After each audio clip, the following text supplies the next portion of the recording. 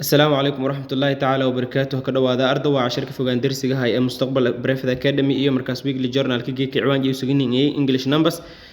numbers waa horey markaas tii bahajari waa nambarada Ingiriiska markaas la akhriyo markaas la goro baradaane wayna markaas tii bixin li warqado taan kooriiti tan waa qaybtii todobaad wayna markaas tii insha Allah kormaradoon lambaradon ku dib way bagaadadoon useful sentence ama kale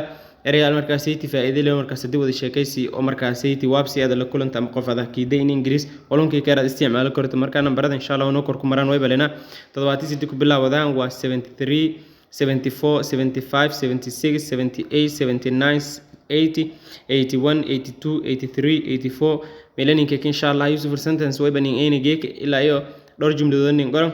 marka useful sentence macnaheedu waa jumladooyin oo markaas faa'iido leh waltar leh so may leeyahay quote don't make me ask again answer to my question don't make me ask again ineen markal aan kuweydi in ka qasabto ilay don't make me qasabto ask again in markal aad kuweydi ki answer ku jawaab to my question su'aalay ku jawaabki tan lamaad way don't insult me in aito if not hadikal you will whiff way ba ursado doonta ki your shit harka ursado doonta ki ama nuusado doonta ilay some people dadka gaarkii call you way ba kin kuweereen dal damin yo kin kuweereen ki but laakiin I think way bataawe ki that taasaytii oo damin in lakin kuweere is too kind in eedna harisan yaka alaki maana wal kunga lan kuweer faday kuweer I am afraid of you